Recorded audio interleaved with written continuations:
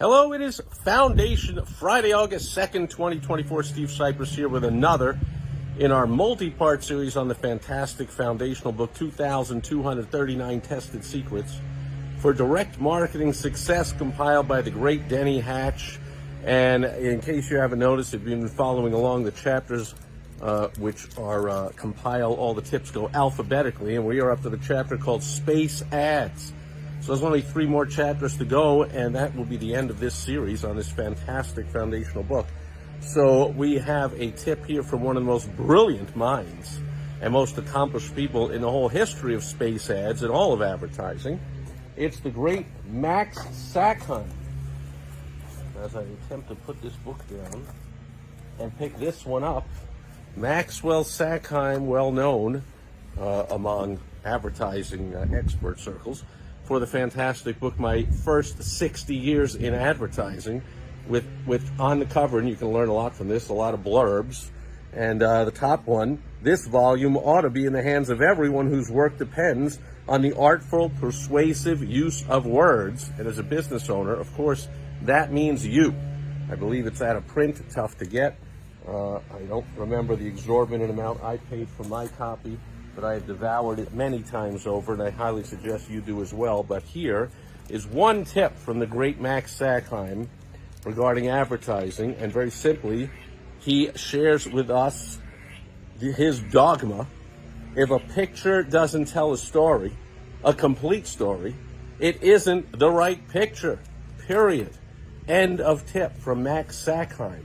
And so my take on that, having helped advertisers put together thousands and thousands of ads, including ads for dozens of my own companies and thousands of other business owners, helping them put their advertising together. And often I see ads, unfortunately, probably 90% of the time, including ads that break this rule, that don't follow this dogma from the great Max Sackheim. They don't tell the story. They certainly don't tell a complete story. They don't tell a story that will help you sell.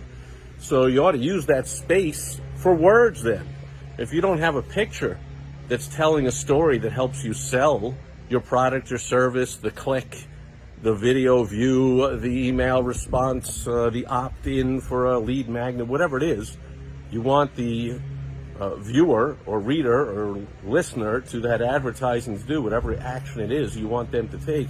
If your picture or your image doesn't help them take that action, use words instead. Fill up that space with some persuasive words. But, you know, the saying, a picture's worth 1,000 words, right? So if you do have the right picture, the right image, the right photo, whatever you want to call it, that's better than whatever words you can put in that space. I'll give you a couple examples.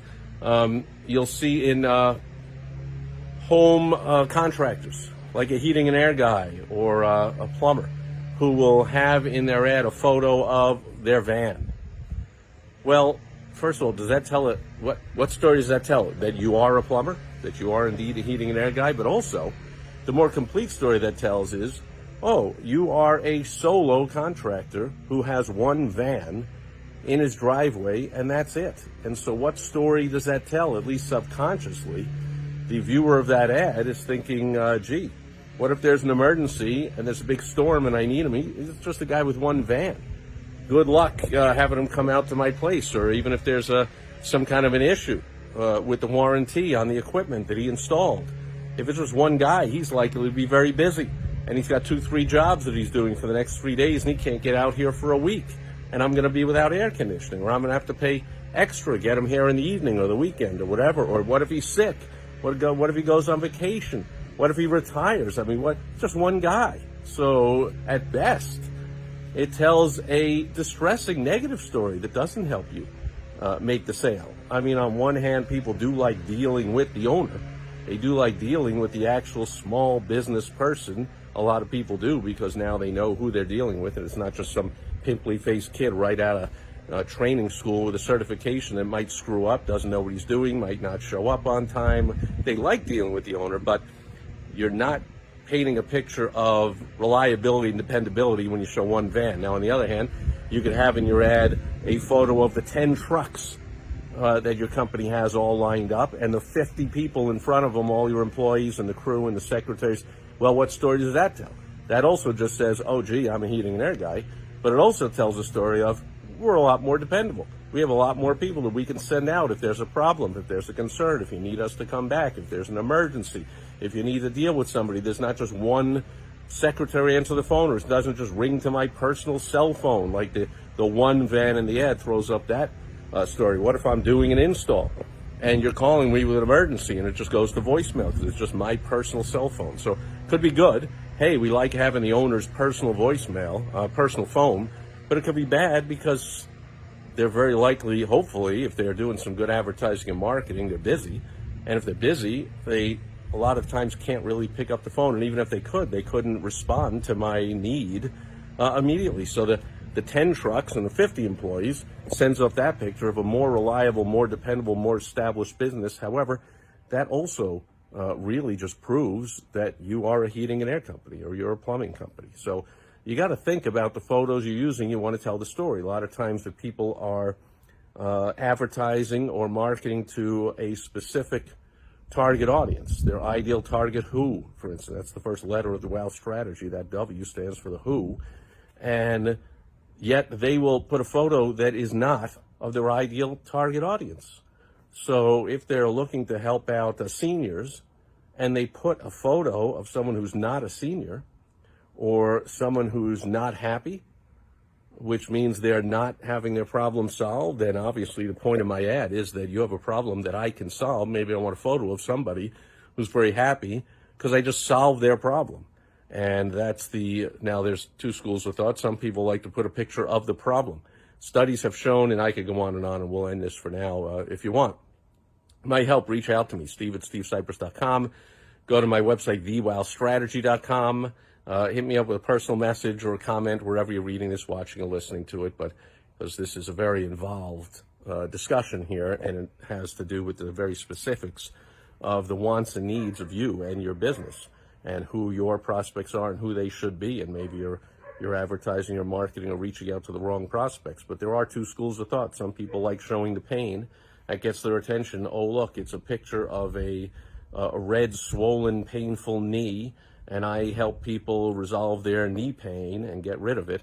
But the studies have shown that much more positive is if you showed that picture of that person running or playing basketball or jumping or lifting their grandkids, because that's the solution that they're looking for. And now subconsciously, their mind ties your ad to the solution they're looking for, and that helps prompt the call. So you do get more calls with a photo or an image, a depiction, or a whole story about the solution instead of just the problem. But again, that's getting into the weeds. The point is, be very careful and think long and hard and think properly about the images or the photos you use in all your advertising and marketing efforts on your website, your social media posts, blog posts, videos you put on YouTube or TikTok or wherever, postcards, sales letters, daily Facebook Live videos. You know, somebody asked me, boy, that's a beautiful location. Where'd you film that video?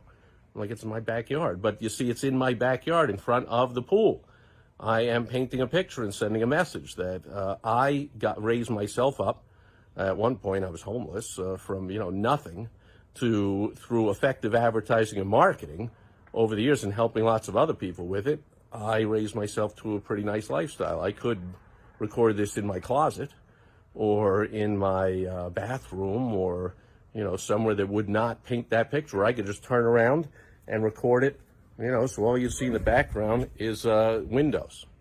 It doesn't paint the same picture, see? So I know when I'm setting up the camera in front of me, in this case my iPhone that I'm just holding in front of me, I'm looking to tell a story with the video. The story is you too can have the lifestyle of your dreams. Many of my clients have a lot nicer homes and multiple homes than I have, so it's not like, oh, gee, this has to be your dream location, but it is a nice location, and you can get that by doing effective advertising and marketing, by paying attention to the tips and the strategies and the tactics that I share, and even better, if you contact me and we get on one-on-one and we discuss your specific situation, I can definitely point out some things that'll help you improve all your advertising, marketing, and sales efforts which means the money getting aspect of your business, and you know you got to get money coming in, or else it doesn't matter how much you want to help the world or run your business or employ people or do whatever you want to do. You can't do it unless you got cash flow, unless you get money coming in.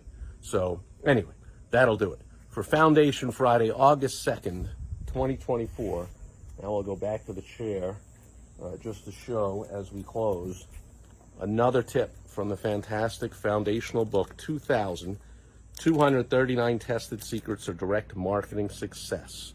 Compiled by the great Denny Hatch. Not only should you get a copy of Max Sackheim's My First 60 Years in Advertising, but you really ought to grab a copy of 2,239 Tested Secrets for Direct Marketing Success. And then you ought to get a whole bunch of more resources from all the people that are delivering those 2,239 tips. But I digress. That'll do it for today. Thanks for being here today. And I will catch you tomorrow on Social Media Saturday. Until then, enjoy the start of your weekend. Over and out.